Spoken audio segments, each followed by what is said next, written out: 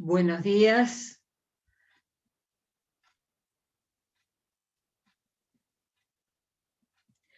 Buenos días.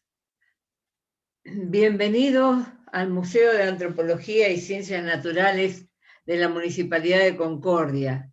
Y gracias por acompañarnos en esta ocasión. Hoy recomenzamos el ciclo de charlas Moradores del Territorio Entrerriano, escudriñando el pasado que habíamos comenzado en el mes de septiembre y que permanecerá durante todo octubre y también en la primera semana de noviembre. Este ciclo es posible gracias a la participación de un grupo numeroso de científicas y científicos a quienes muchísimo agradecemos porque han venido por este medio a compartir el resultado de sus investigaciones. Unas investigaciones que han comenzado allá en épocas muy remotas, que nos trasladan en un viaje a ese pasado remoto para conocer hasta cómo se formó el paisaje en sus primeros momentos, qué formaciones hubo y en qué épocas, qué especies vegetales había en ese pasado remoto que hoy en día son fósiles vegetales, y además en una época un poco más cercana, quiénes fueron y cómo vivieron y cómo, qué tecnología tenían y demás las distintas poblaciones indígenas prehispánicas que estuvieron en nuestro territorio de Entre Ríos.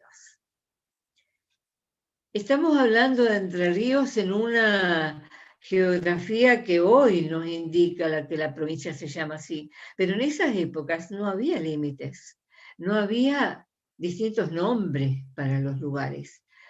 Y nuestros pueblos indígenas habitaban tanto el este como el oeste de las costas del río Uruguay. De eso nos van a hablar nuestras invitadas de hoy. Pero primero, antes de presentarlas, quiero comentarles que quienes tienen interés en hacer alguna consulta, lo pueden hacer a través del chat, que luego de que ambas investigadoras terminen su exposición, les serán acercadas esas preguntas para que ellas puedan responder. Y hay que tener un detalle en cuenta. Nosotros estamos en Zoom, y para que esto se retransmita por YouTube demora un poquito de tiempo en llegar las consultas. Por eso les pedimos que por favor hagan las preguntas que tengan que hacer con un tiempo de anticipación para que ellas puedan responder.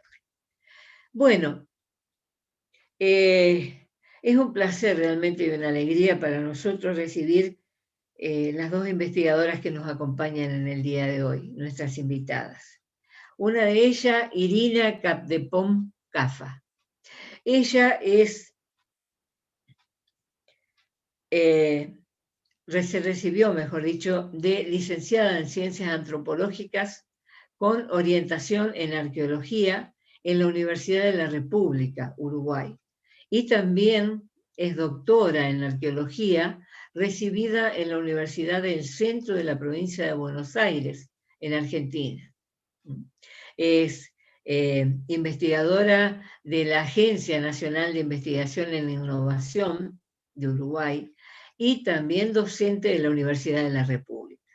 Desarrolla sus actividades en el Laboratorio de Estudios del Cuaternario y de la Facultad de Ciencia y también en el Centro Universitario de la Regional Este de Rocha en la República Oriental del Uruguay. Un placer, Irina, tenerte con nosotros. Ella nos va a hablar entonces de los habitantes, los pobladores que estaban en el río Uruguay, pero en lo que hoy en día conocemos como República Oriental del Uruguay. Nuestra invitada también para este día de hoy es la doctora Carola Castiñeira Latorre. Bueno, Carola es licenciada en Ciencias Antropológicas también, con la opción investigación de la Universidad de la República, Uruguay, y también es doctora en Ciencias Antropológicas de la Universidad de Buenos Aires, en Argentina. Carola es investigadora independiente de CONICET. Se desarrolla en la División de Paleontología Vertebrados del Museo Argentino de Ciencias Naturales Bernardino Rivadavia, que se encuentra en Buenos Aires, y también es investigadora adjunta en la División Mineralogía, Petrología y Sedimentología de la Facultad de Ciencias Naturales, del Museo de Ciencias Naturales, la Facultad de Ciencias Naturales en el Museo de la Universidad Nacional de La Plata. Así que sean ustedes bienvenidas. Estamos muy atentos y muy ansiosos por escuchar lo que tengan que contarnos, y muchísimas gracias por su presencia en este ciclo de charlas, muy enriquecedora. Dejo la palabra a Irina para que puedan ustedes ir compartiendo lo que hayan traído para todos.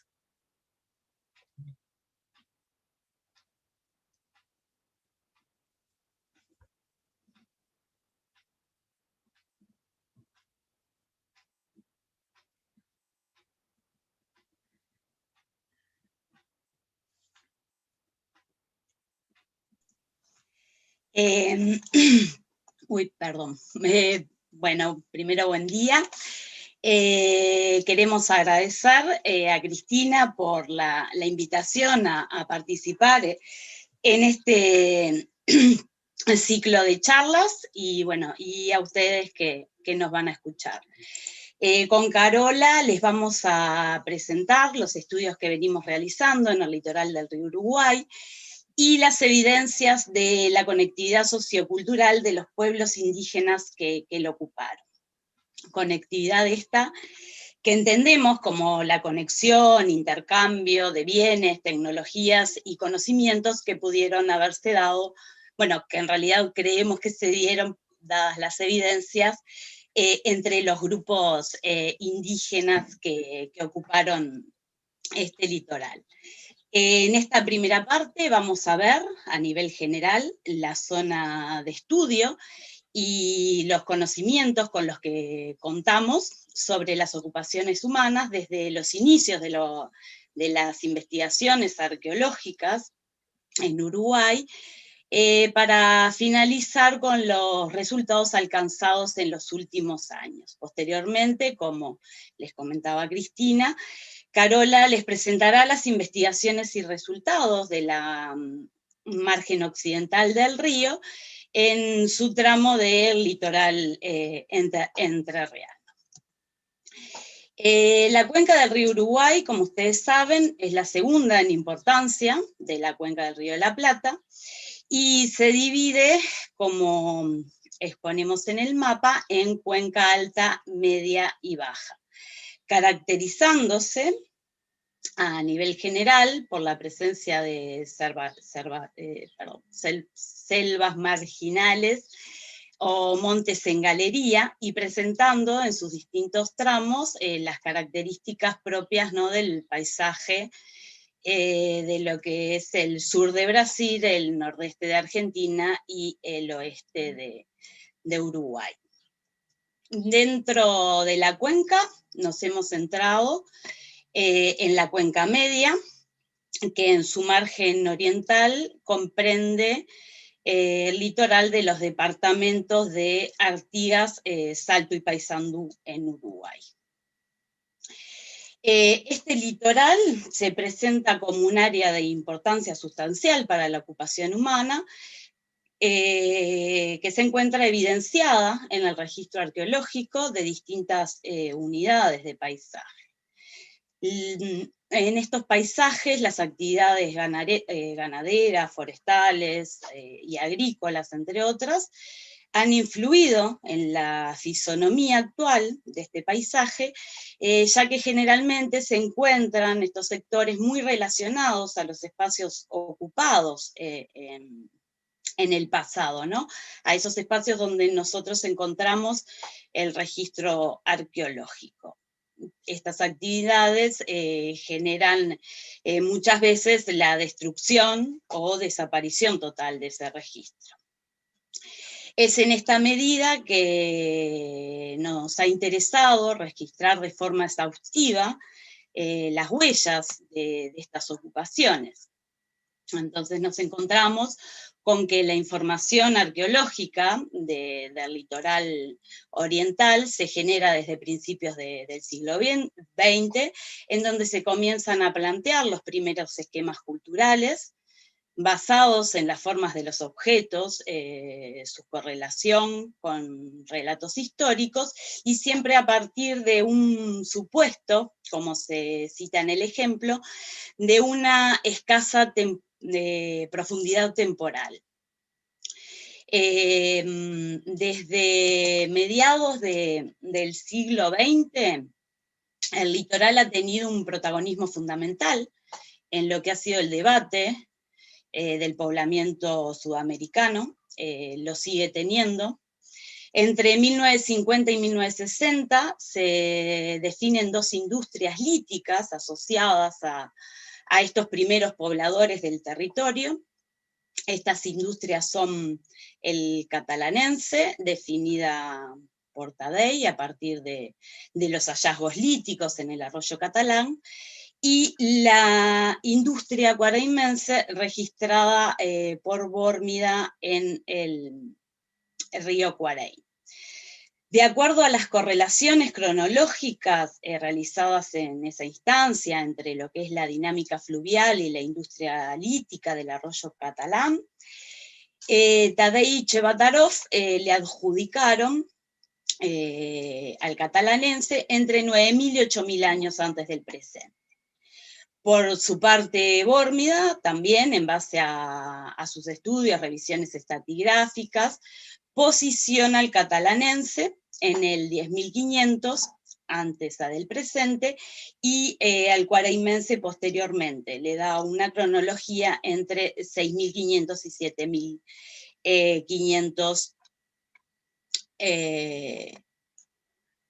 antes del presente. Estos sectores con presencias de estas industrias fueron adjudicados a asentamientos de cazadores primitivos, y actualmente se adjudican a espacios de canteras taller, vinculados a través del tiempo a diferentes grupos que fueron a proveerse sistemáticamente de materias primas en sucesivas oportunidades. Esto se da desde los primeros pobladores hasta los guaraní, y también por parte de nuestras sociedades actualmente, ya que los sectores donde se identificaron las industrias mencionadas, delimitadas en los mapas, en rojo, se encuentra siendo impactada por emprendimientos mineros, que van alterando el paisaje en forma acelerada, así como la pérdida del registro arqueológico. Hacia fines del siglo XX se comienza a plantear los primeros modelos culturales, siendo el de mayor difusión el de Antonio Serrano, quien elaboró un sistema de desarrollo cultural basado en la clasificación de los tipos cerámicos, en donde consideraba la variabilidad que observaba en el material como el resultado de diferentes grupos étnicos, definiendo así 4 entidades culturales: un precerámico referido a los primeros cazadores, la entidad enterriana o básica del litoral, conformada por grupos cazadores, pescadores y recolectores, con presencia de alfarería lisa e incisa. Los ribereños plásticos, caracterizados también como grupos pescadores, cazadores y recolectores, pero ya con horticultura y con una alfarería zoomorfa que ha sido adjudicada a la etnia Chanatimú. Y por último, lo que denominó la entidad hispano-indígena, adjudicada al contacto tupí-guaraní y europeo. El Centro de Estudios Arqueológicos de Uruguay incrementan las investigaciones y establecen el primer modelo formulado para Uruguay a partir de los estudios arqueológicos en el litoral del río Uruguay.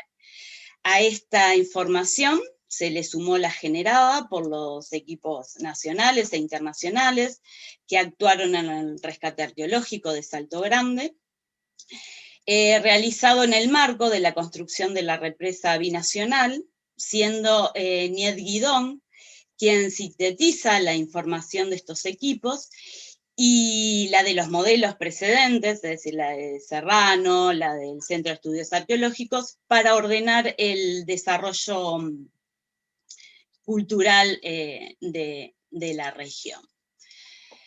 Entre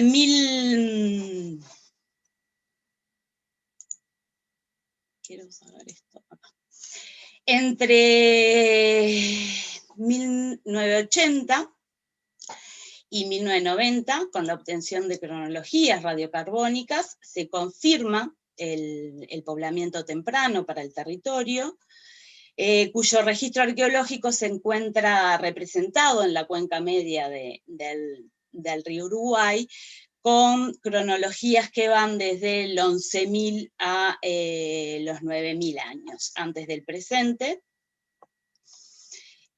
así como muestra en esta diapositiva la presencia de, además de las cronologías que tienen, también la presencia de puntas cola de pescado y dos morfotipos reconocidos por Suárez, que son las puntas tigre y punta paipazo, pero que tienen una distribución más restringida que las puntas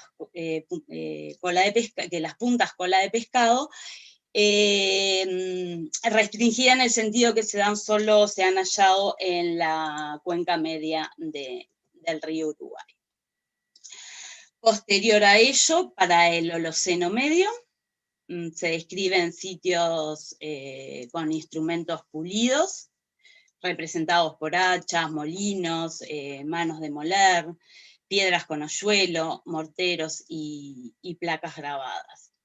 Estas últimas principalmente han sido manufacturadas sobre areniscas silicificadas, aunque hay algunos objetos grabados en basalto. Y estas placas grabadas han sido adjudicadas al final del Holoceno medio con una cronología aproximada de 4.600 antes del presente. Fueron interpretadas como objetos ceremoniales, rituales o simbólicos, pero en realidad tampoco hay como investigaciones profundas sobre este arte mobiliario. Los sitios de este periodo se encuentran ubicados en espacios ocupados en el periodo anterior y reocupados posteriormente, lo que puede estar correspondiéndose con la disponibilidad de recursos que brinda el sistema fluvial para la ocupación humana. Durante el Holoceno superior se da una intensificación de las ocupaciones manifestada en la densidad y la diversidad de sitios arqueológicos referidos en la bibliografía. En el sector de estudio, que hemos remarcado en rojo, para aproximadamente 2.000 años antes del presente, se registra una gran cantidad de asentamientos de sociedades indígenas alfareras y sitios históricos como las ruinas de la industria saladeril de 1870 en Paysandú, muelles conectados por vías férreas y varios lugares de batallas, entre otros. En base a este panorama general de datos, las investigaciones que venimos realizando se centran en el estudio de las interrelaciones entre los seres humanos y el ambiente. En este marco investigamos la dinámica de los procesos naturales y culturales sucedidos en el tiempo, estudiando en forma integral el paisaje geocultural del litoral del río Uruguay en su cuenca media. Para avanzar, generar y aportar al conocimiento de estas sociedades indígenas que ocuparon estos espacios, realizamos reconstrucciones contextuales y conductuales, aportando al modelo de la dinámica cultural y ambiental del litoral del río Uruguay. Por un lado, los datos etnohistóricos que hemos relevado evidencian para este litoral la presencia de diferentes parcialidades, ocupando el área al momento de la llegada de los europeos, ¿no? Lo que las fuentes en su mayoría exponen es que hay un alto grado de interacción entre los diferentes grupos que observan, entre los que se encuentran, bueno, charrúas, chanás, timbús, chanás beguá, chaná timbú, guenoas, guaraníes, entre varios otros.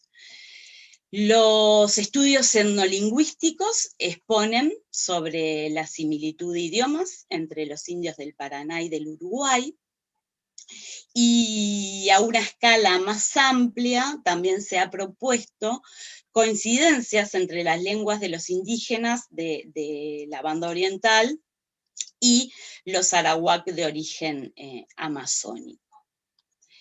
Este conjunto de datos nos permiten, por analogía, generar expectativas arqueológicas, hipótesis, inferencias, las cuales vamos a evaluar y hemos evaluado no a partir de las fuentes analógicas en sí, sino mediante la constatación con el propio registro arqueológico, ¿no? con el registro material.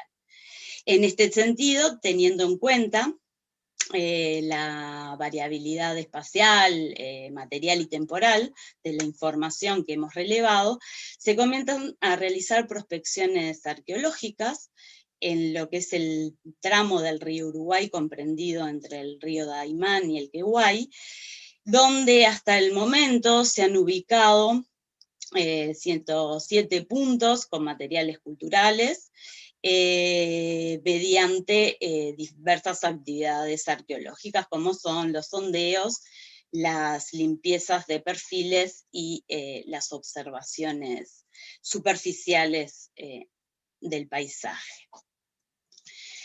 Los materiales observados en contextos primarios se encuentran comprendidos por lascas, núcleos, instrumentos líticos, así también como con alfarería lisa, incisa, pintada y corrugada.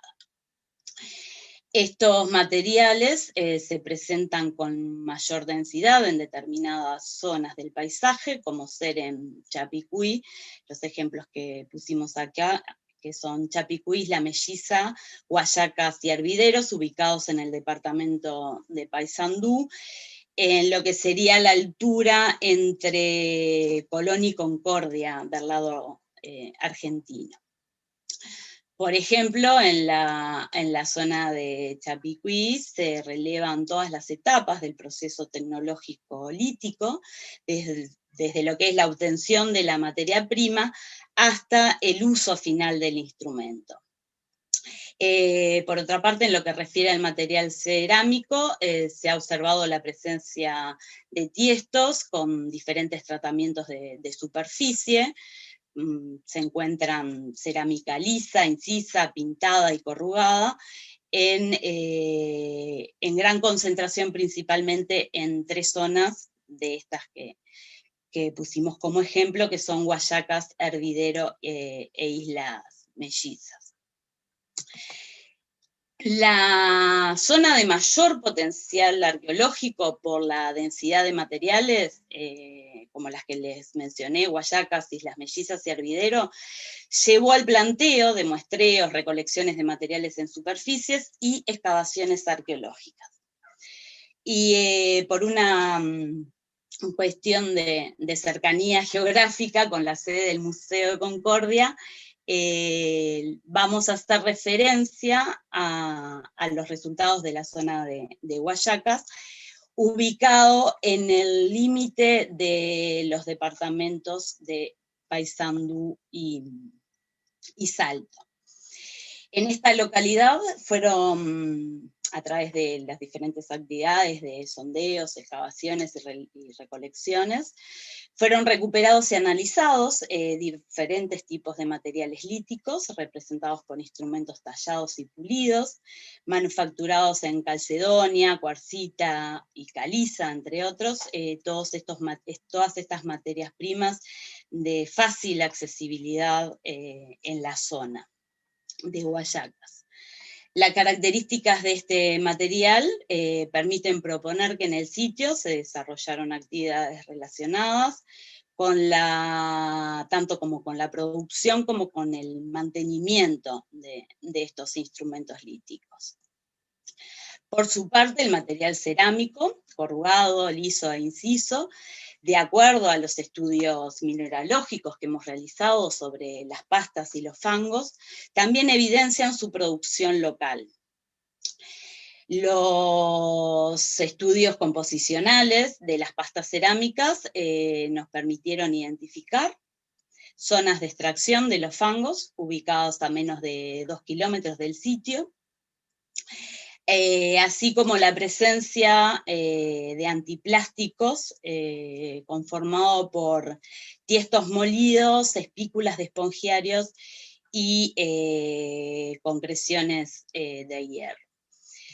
También se estudian los usos de la cerámica a través de las adherencias que presentan los recipientes, ya que en las mismas se conservan partículas, como son los fitolitos, de los que les habló en charlas anteriores Milagro Coloy, contándoles sobre estas células silicificadas de las plantas. Entonces, a través de estos fitolitos se identifican, a través, del estudio de estas adherencias, se identificaron fitolitos correspondientes a zapallo, maíz, hojas y frutos de palmera, entre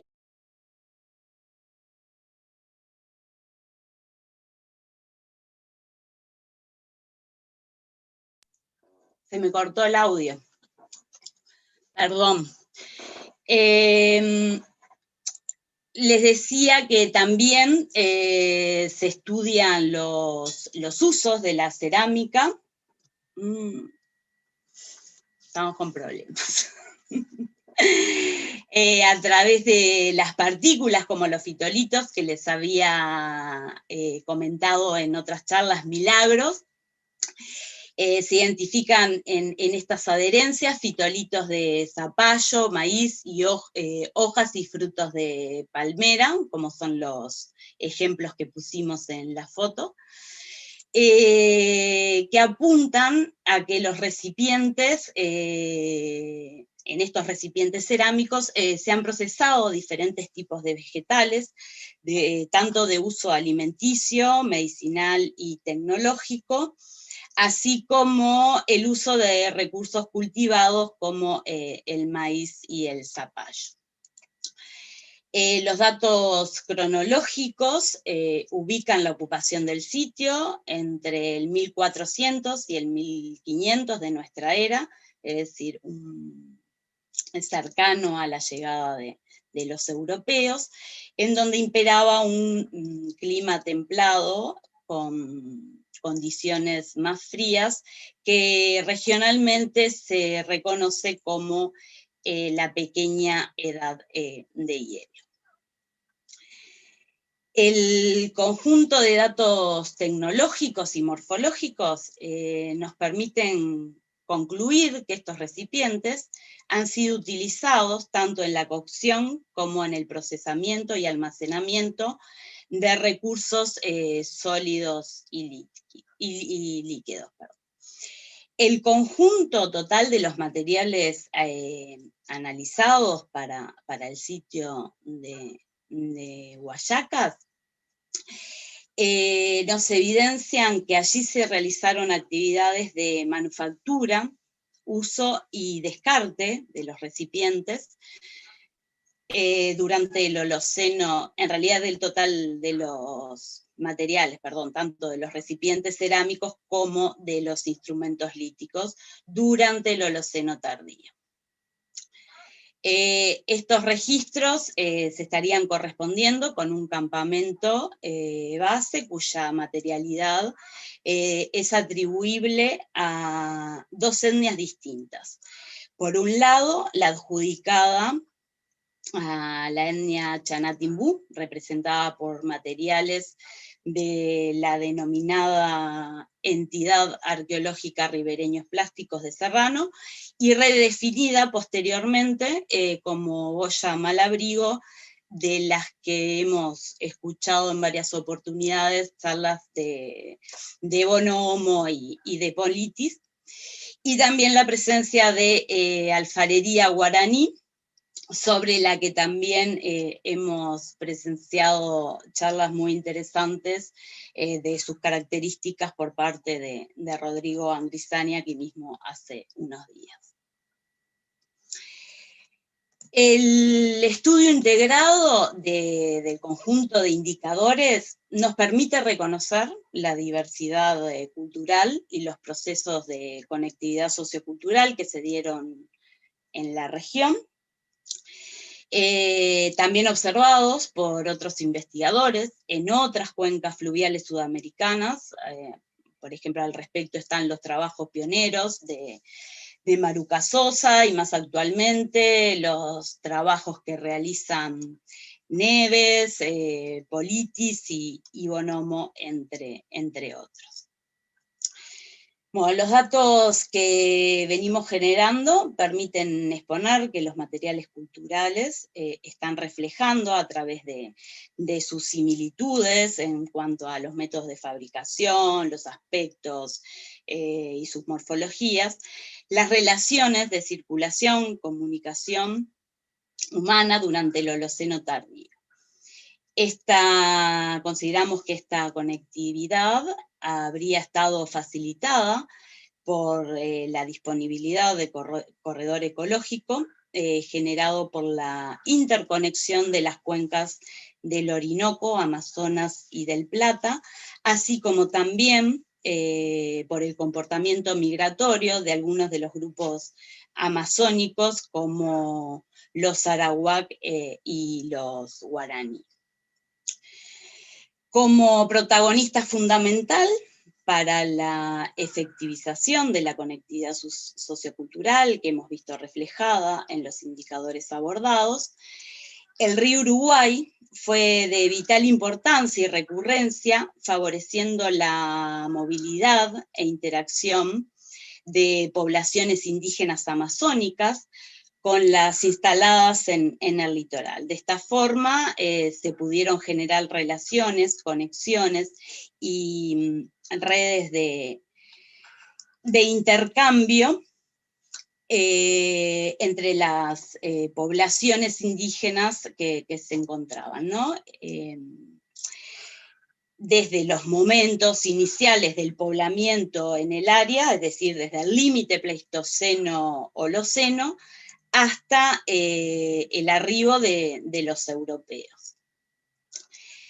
Para continuar profundizando en este tipo de registro de conectividad, abrimos nuevas áreas de investigación en ambas márgenes del río Uruguay, y recurrimos como primer acercamiento al estudio de colecciones públicas y privadas, cuyos datos de procedencia nos abren nuevas expectativas.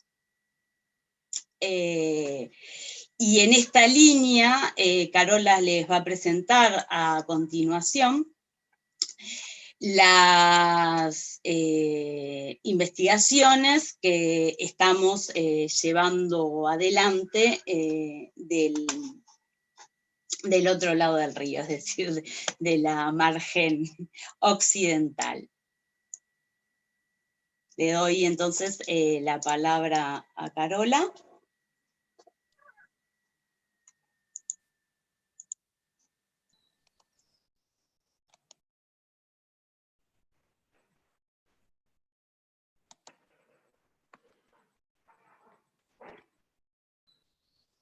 ¿Qué tal? Buenos días.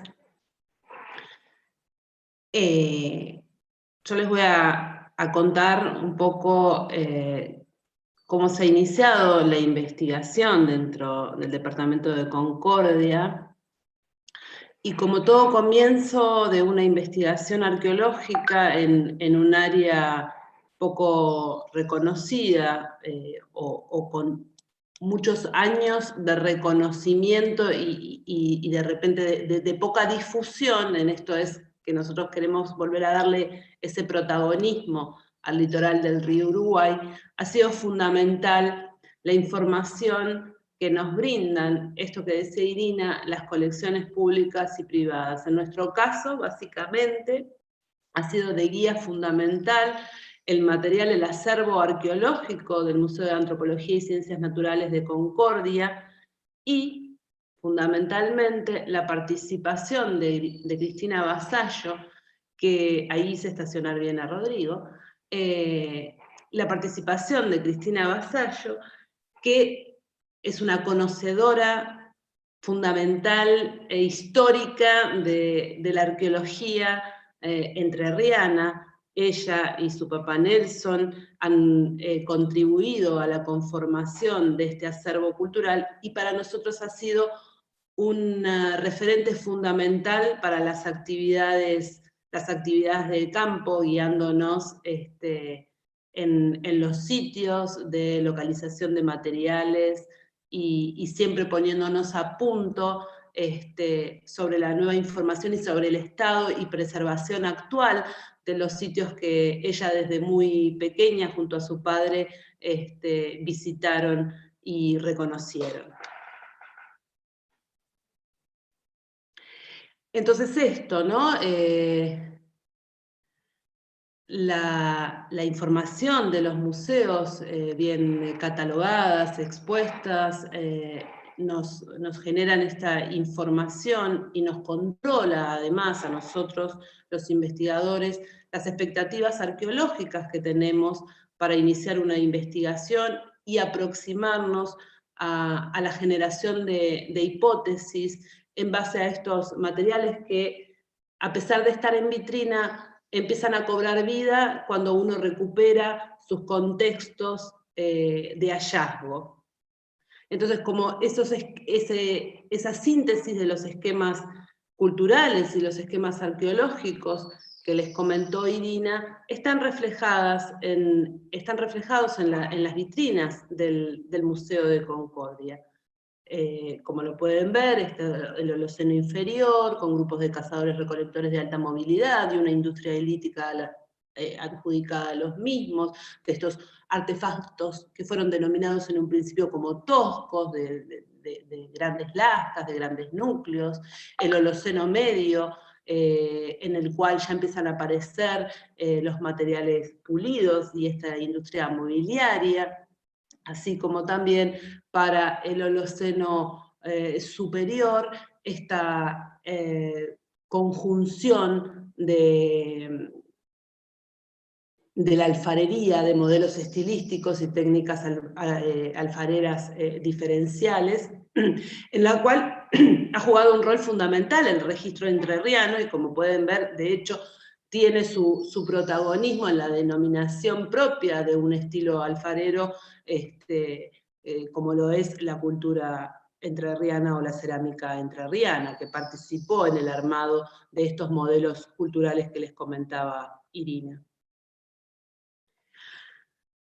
También para nosotros en este protagonismo del litoral del río Uruguay, en esta zona de Concordia, en el departamento de Concordia, se inscribe también en la página de la geología regional sus formaciones geológicas, sus formaciones sedimentarias, como lo es la propia formación Concordia, ¿no? Esta formación Concordia que viene a estar correlacionada con los depósitos aluviales que suprayacen a la formación Sopas del lado oriental, del lado uruguayo, pero que a la vez comparte características y relaciones también con estos depósitos suprayacentes de la denominada formación Luján, con su miembro guerrero, o sea, nos coloca Además, sus formaciones sedimentarias, el registro histórico de la movilidad hidrológica del río Uruguay a la altura de Concordia, además el armado geológico y paleoecológico de toda la región litoral y su correlación a la vez con los diferentes ambientes y sistemas que participan en la cuenca del Río de la Plata. Entonces esto, ¿no? Cuando nosotros iniciamos una investigación arqueológica en una nueva área para nosotros, comenzamos a trabajar en diferentes escalas.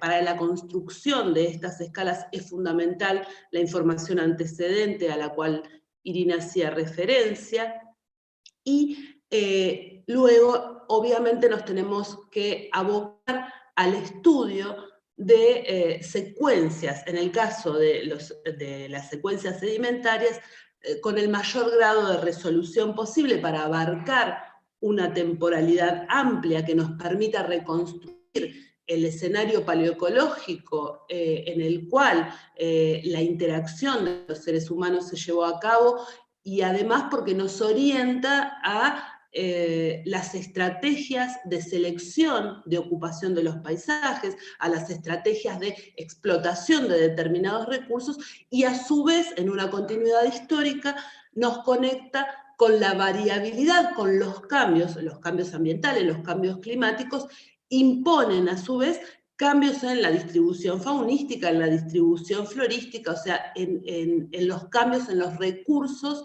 que culturalmente juegan un rol fundamental en la subsistencia de los grupos humanos.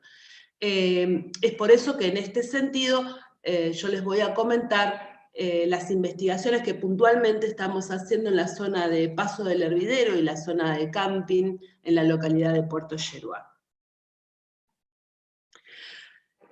Comenzamos entonces a partir del conocimiento de Cristina, guiándonos un montón sobre diferentes lugares del paisaje, que fueron, digamos, fértiles arqueológicamente en el sentido de colecta de materiales, con prospecciones y muestreos sistemáticos entre dos afluentes, el Yeruá y el Arrebatacapa, para el litoral del río occidental del río Uruguay, y obviamente comenzamos con prospecciones pedestres para poder analizar, bueno, esto, ¿no? Las secuencias de inventarias, ver qué materiales aparecían, obviamente que siempre en la búsqueda de los sitios con mejor resolución arqueológica posible.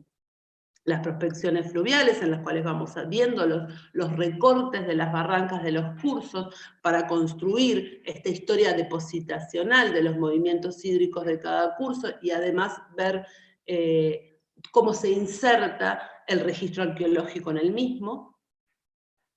Y por supuesto, a una escala de mayor detalle, cuando ya llevamos a cabo los sondeos y muestreos, tanto de los horizontes superficiales como de los horizontes subsuperficiales en las zonas de planicie, ya lejos de la zona de barranca donde quedan expuestos los perfiles por erosión natural.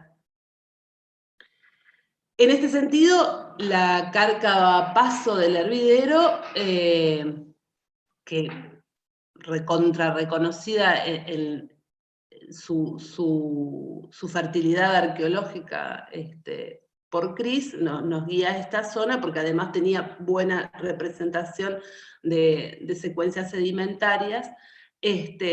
Fue, digamos, como nuestra vedette en esta primera instancia, que además está siendo, obviamente, por una cuestión natural, erosionada de forma permanente, pero a la vez la explotación de árido por parte de la cantera que allí se instala también está generando una acelerada erosión y pérdida de registro, lo cual nos implica que en la medida de lo posible, lo más tempranamente podamos enfocarnos puntualmente en ese lugar, porque aparece en los depósitos superficiales, a pie de lecho, y en los depósitos infrayacentes de la barranca, mucho material arqueológico, lítico y cerámico. Y ahí nos planteábamos un problema. Sí, teníamos una gran recolección superficial de materiales, pero teníamos que dar con la localización de ese material in situ para poder ¿no? obtener una mejor resolución de los contextos primarios, o sea, de las superficies ocupacionales en las cuales, de donde correspondía esos materiales arqueológicos. En ese sentido, comenzamos con el muestreo del perfil expuesto por erosión de este curso del hervidero, que desagua hacia el río Uruguay, y comenzamos a estudiar su secuencia sedimentaria, a los efectos a la vez de tener muestras para esta reconstrucción de los diferentes indicadores biológicos y sedimentológicos que nos hablaran de la historia evolutiva paleoecológicamente del área, pero que a la vez nos permitiera localizar el registro arqueológico. En ese sentido, a 2 metros de lo que hoy actualmente es el tapiz vegetal donde se desarrolla la vegetación, encontramos un paleosuelo. Esta secuencia de paleosuelos, de depósitos aluviales y paleosuelos es recurrente en estas, obviamente en estas áreas de dinámica hidrológica. Encontramos un paleosuelo, el cual pudimos datar en aproximadamente 1000 años, es el que está puesto en la diapositiva, y de ahí venía los materiales arqueológicos, o sea que este paleosuelo efectivamente fue la superficie de ocupación de esos pobladores que en torno a los 1000 años hicieron de este lugar, Paso del Hervidero, su lugar. Por su parte, en otras zonas, como por ejemplo en todo lo que es la costa de la zona camping de Puerto Yeruá, también reconocimos estas secuencias de paleosuelos, algunos con una antigüedad mayor al reconocido para la cárcava Paso del Hervidero, permitiéndonos entonces empezar a ampliar el margen cronológico del reconocimiento. Ahí, como lo están viendo, Rodrigo está, y Pedrito, un gran ayudante de campo, Pedro es el hijo de Rodrigo, participando en los muestreos, en la localización de estos paleosuelos, que nos permiten, a partir de su contenido orgánico, tener dataciones de referencias para ubicar tanto el material arqueológico como para reconocer esta historia paleoecológica evolutiva del área, ¿no?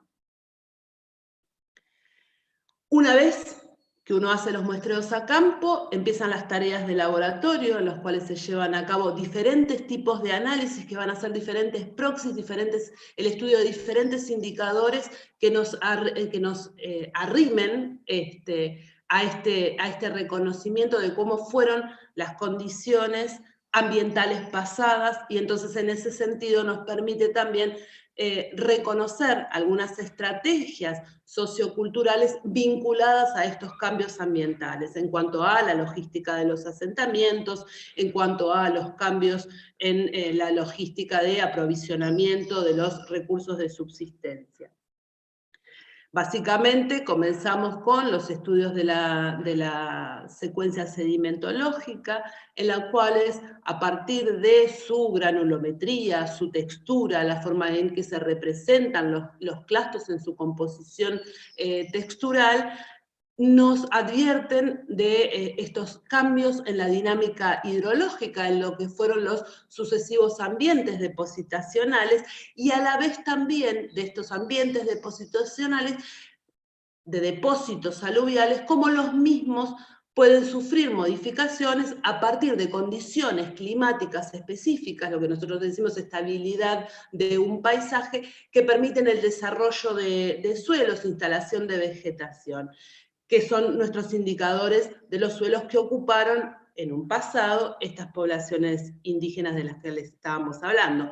Pero a la vez también, en esta composición granulométrica, en muchas ocasiones nos permite reconocer microevidencias factibles de ser atribuidas a la actividad antrópica que se desarrolló sobre estos suelos. Esto es la presencia de carbones, la presencia de elementos de talla en microfracturas, y también lo que es la composición microbiológica de estos sedimentos, que justamente como les comentaba Irina, y a partir de los conversatorios que se dieron en la charla de Kolovic y Ramos, podemos, a partir del registro biosilicio, de las partículas biosilíceas compuestas por fitolitos, elementos acuáticos en el caso de las espículas de esponja y de las diatomeas, reconocer esto, ¿no? Cómo ha cambiado, cómo fue cambiando ese ambiente,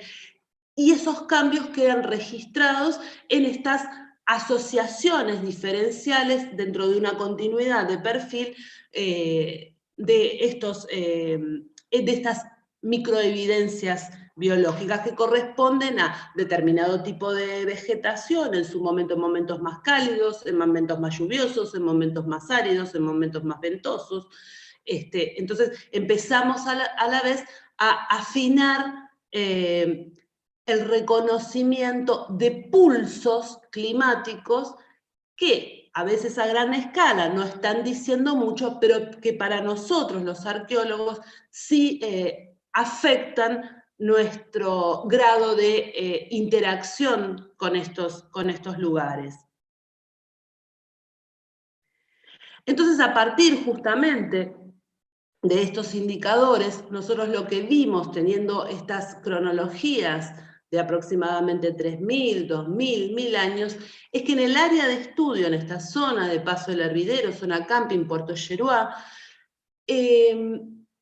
tuvimos variaciones en cuanto a estos ambientes, y básicamente se los resumo en que se pasó por instancias de ambientes más abiertos, con predominio de gramíneas, más de pasturas abiertas, a cuando se instalan condiciones climáticas más cálidas y húmedas, comienza a expandirse lo que es el desarrollo de la selva en galería, el monte ribereño, condiciones que hoy las vemos como estos típicos ambientes de la Mesopotamia húmeda, ¿no?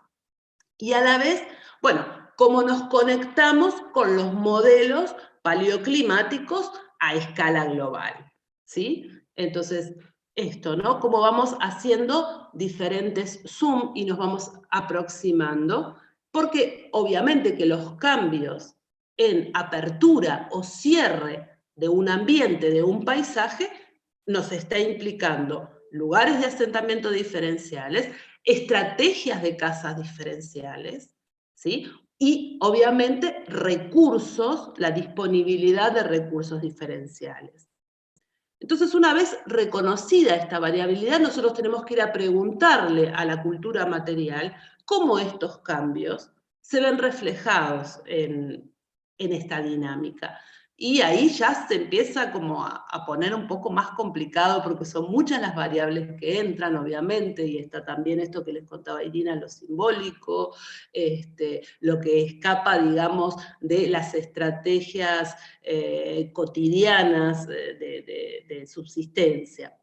Bueno, y en ese sentido, el litoral del río Uruguay es excepcional en cuanto a haber brindado siempre una alta diversidad de recursos florísticos, de recursos minerales para la construcción de herramientas, para la alfarería con buenos fangos de excelente calidad, para la manufactura de la cerámica, y esta diversidad de materias primas de alta calidad para la talla.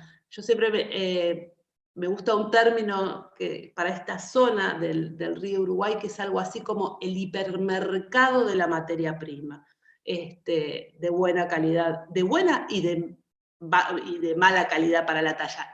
Lo que quieras hay, y los pateás y los reconoces, tanto en afloramientos primarios, esto es, en los filones, como el que vemos de la formación Puerto Yeruá, de caliza silicificada en Puerto Yeruá mismo, en el litoral del balneario, y obviamente la disponibilidad de calcedonias, areniscas, etcétera, que han jugado obviamente un rol fundamental en la tecnología lítica de los grupos pasados.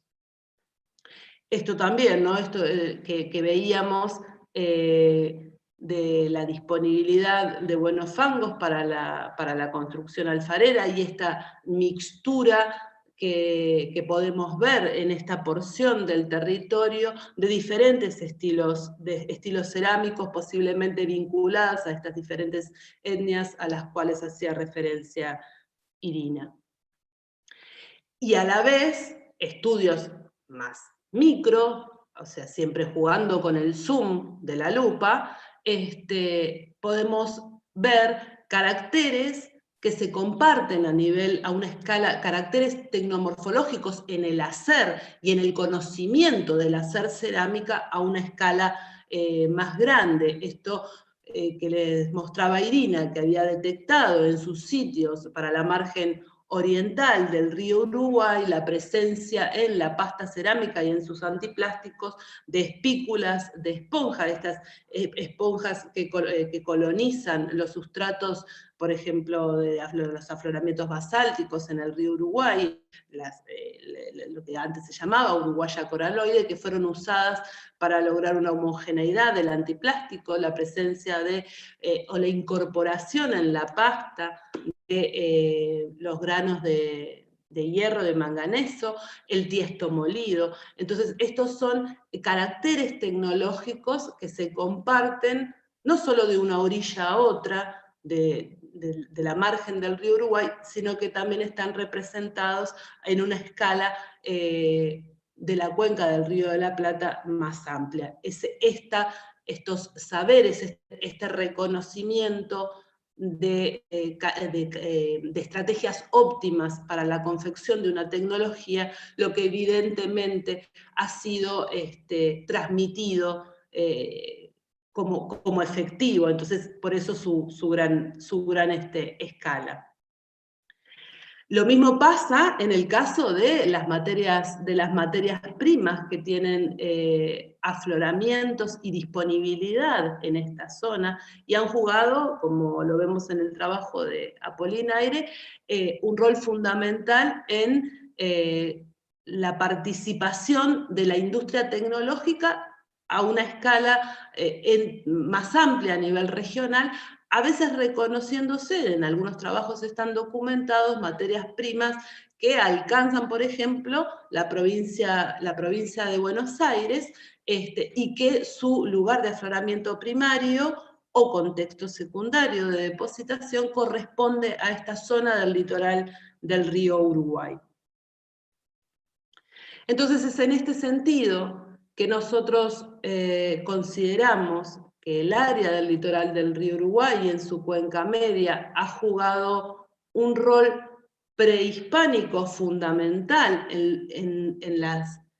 no solo en la localización de los asentamientos, sino en la entrada y intercambio y movilidad de los grupos al interior de toda la cuenca del Río de la Plata, teniendo además un reconocimiento histórico de cómo este lugar ha participado en la historia de nuestros pueblos, ¿no? Esto es un poco lo que nos convoca también en este equipo interdisciplinario conformado por geólogos como la doctora Blasi, por paleobotánicos como Alejandro Zucol, Mariana Brea, de cronología, Florencia Mari, cómo nos ha convocado esto, ¿no? Pensar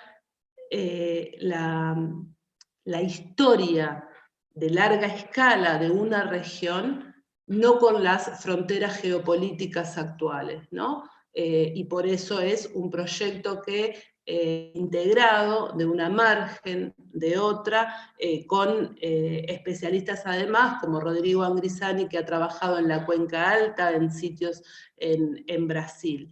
Es pensar esta historia de los pueblos en común, llevarla a su pasado más remoto. Y eso es justamente lo que convoca a este equipo de investigación, que como podrán ver abajo en la diapositiva, está conformado por los integrantes de este equipo, pero que integran este equipo, además a este equipo de investigación, todos aquellos que han hecho posible que esta investigación comience a dar sus primeros pasos, dado que lo que yo les he presentado hasta el momento son los resultados preliminares que estamos teniendo en este abordaje, que además hoy nos convoca también a ampliar la zona, y estamos trabajando también en Montecasero, Eduardo está trabajando en Misiones, y bueno, y Irina del lado uruguayo en el departamento de Salto y Artigas. Cristina, muchísimas gracias por el convite, y agradezco a todas las personas que han participado y que han hecho posible esto. Muchas gracias.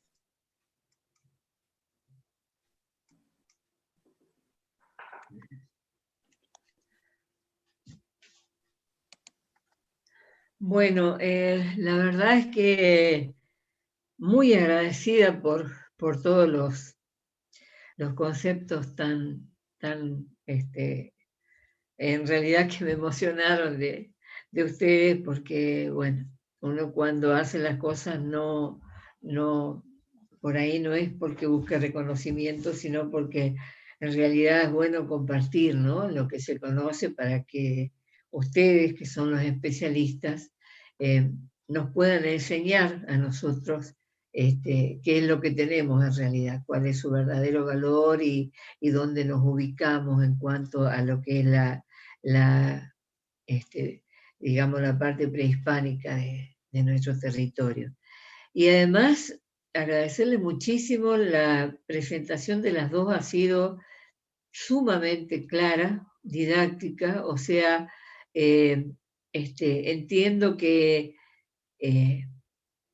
las personas que no conocen acerca de nuestra región, de lo que tenemos y demás, han podido realmente, digamos, acceder a todo ese material que ustedes han presentado y que nos están abriendo también otros interrogantes para el futuro, ¿no? Es decir, como bien decías, Carola, hasta ahora es el resultado de lo que ustedes tienen, pero siempre hay más investigaciones para realizar en el futuro y que seguramente nos van a ampliar el conocimiento de todo lo que tenemos en nuestra región. Y es importante hacerlo, ir, digamos, trabajando en este sentido de recuperar todo ese conocimiento y ese material, porque realmente el tiempo pasa y a veces las mismas condiciones ambientales en las que estamos producen distintos tipos de transformación de los terrenos y pérdida también por ahí de materiales, ¿no? Lo que por ahí me costó un poco reconocer lo del hervidero cuando fui la última vez, en tanto, digamos, hacía muchísimo tiempo que no iba y está muy diferente a cuando lo conocimos, ¿no? Cuando fuimos por primera vez. Pero bueno, lo importante es que ustedes puedan, como decía, trabajar en toda la región y seguir brindándonos tantas y tan buenas y fundamentadas opiniones, ¿no?, y observaciones. Me comentan, a ver, chicas, no sé si a ustedes les ha llegado algo, pero creo que me han comentado que no han hecho preguntas. Por el momento, solo agradecimientos. Es lo que tenemos para brindarles por todo lo que realmente han hecho y nos han enseñado hasta el momento, ¿no? Y esto Sí, es... hay una pregunta. Hay una pregunta que están poniendo. Ahora, Bueno. me pone Juan que ahora empezaron a llegar las preguntas. Bien. Hay una pregunta que la voy a leer. Dice, ¿por qué hay sitios de poblamiento temprano en la margen uruguaya y no en la Argentina? En eso estamos profundizando, ¿no? Si bien uno no se ata a una temporalidad exclusivamente, creo que si bien hay condiciones diferenciales en la depositación de los registros, porque a ver, ¿qué es lo que pasa? Tenemos un tema de la resolución justamente de los depósitos de lo que es esta terraza baja de la formación Concordia. En Uruguay, los sitios tempranos que están siendo reinvestigados son aquellos que en su momento fueron detectados por la misión de rescate arqueológico de Salto Grande y no han en el litoral del río Uruguay aparecido nuevos sitios arqueológicos con cronología temprana. A esto me refiero que el sitio Paipaso fue excavado ya por Austral en la década del 70, el K87 a instancias de la misión de rescate arqueológico, y el D03 de Calpica, del lado también uruguayo, digamos, siguen siendo como los 3 sitios ejes de poblamiento, de registro de poblamiento temprano. ¿No están del lado argentino? No sé. Nosotros las expectativas las tenemos, hemos encontrado secuencias con buenos registros que nos permitirían testear esta hipótesis, pero siempre tener en cuenta que estamos trabajando en un área muy perturbada a partir de la construcción de la represa arqueológica de Salto Grande, y por ello, en su momento, una convocatoria internacional que juntó tantos equipos de investigación, porque es un hecho que una obra de tal envergadura iba a afectar de manera contundente el registro arqueológico. Por lo cual, las expectativas están. Tenemos que seguir profundizando el reconocimiento de estos depósitos que pueden llevarnos a la localización de los sitios tempranos. Espero haber contestado. Yo quería pedir perdón porque me preguntaron por qué se había muteado la parte de cuando hablé de las adherencias y en realidad fue un accidente.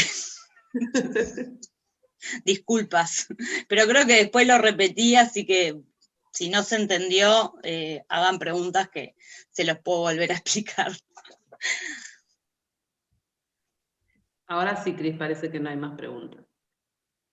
Bueno, perfecto. Entonces, Hay una que me llegó, los litos.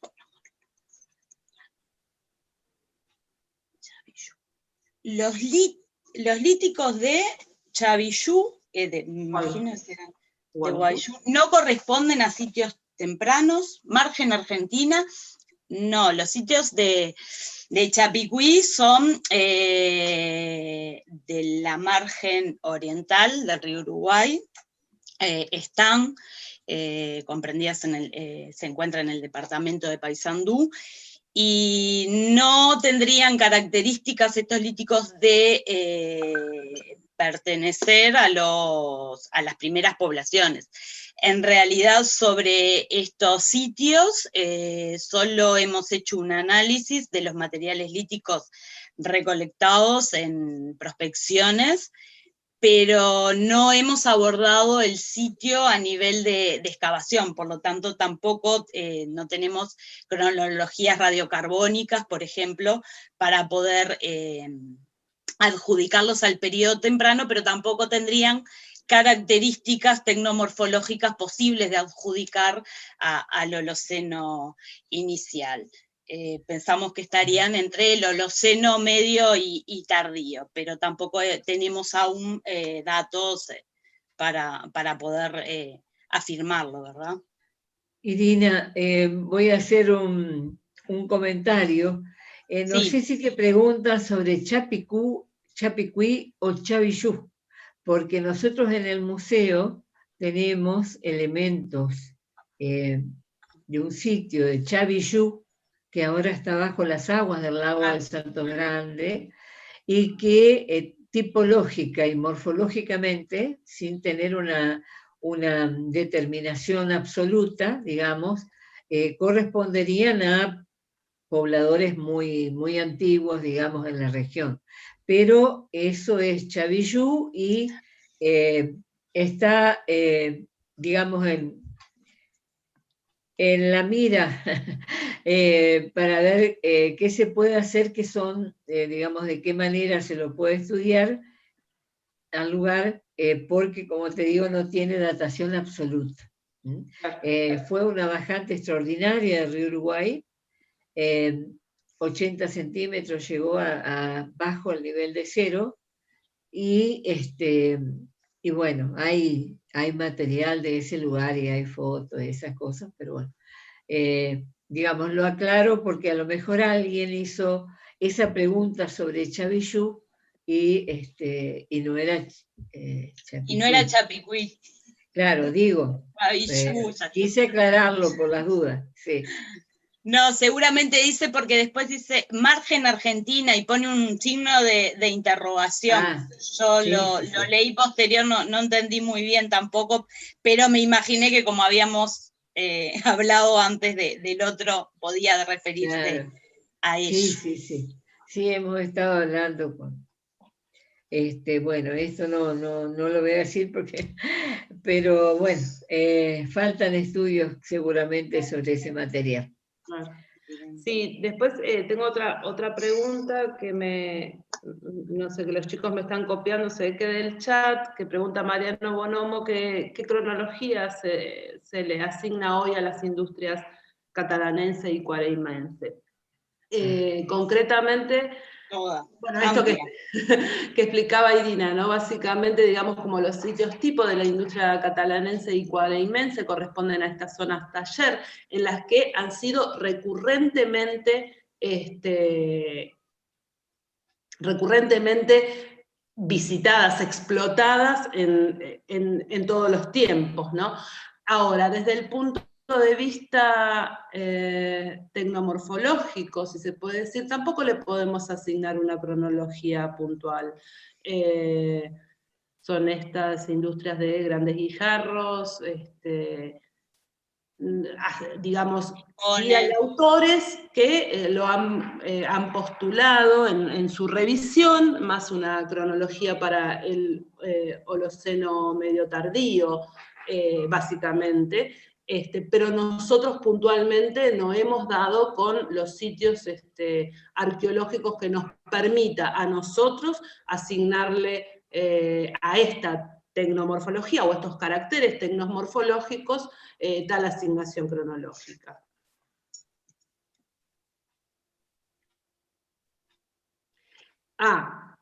Poniendo además que en los reconocimientos de los perfiles geológicos, como para la formación Concordia, postulada por Iriondo y Crolin, ellos ubican materiales que asignan a la industria lítica cuareimense, en realidad, pero, bueno, esto, ¿no? Nosotros como arqueólogos tenemos que ser un poco más cautos en estas asignaciones temporales a tecnologías que evidentemente han sido óptimas en todos los tiempos.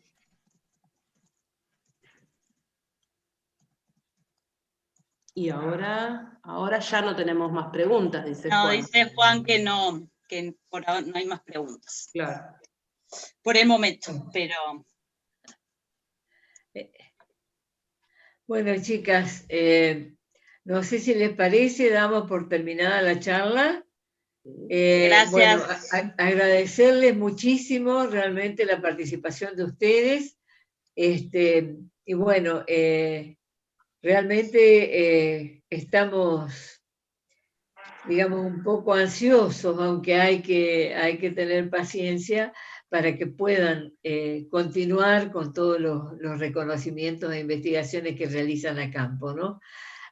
Bueno, muchas gracias nuevamente, nos estaremos encontrando en cualquier momento y por supuesto muy agradecidas también por la mención del museo, de la participación que ha tenido. Y por supuesto también estamos a las órdenes para cuando ustedes así lo necesiten o lo requieran.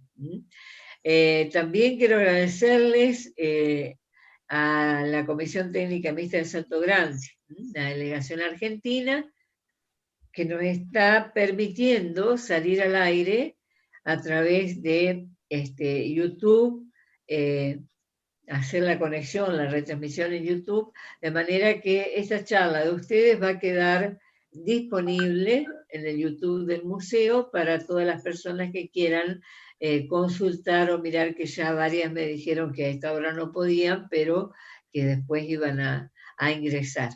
Así que bueno, muchas gracias, y la Municipalidad de Concordia también, en la parte de diseño, que está colaborando mucho con nosotros. Y por supuesto al Centro de Investigaciones Científicas y Tecnología de la Producción de Diamante, que también nos está apoyando en estas realizaciones. Bueno, gracias chicas, nos estamos viendo. Un beso grande. Gracias a ti, Buena jornada, Cristina. hasta luego. Chao. Chao.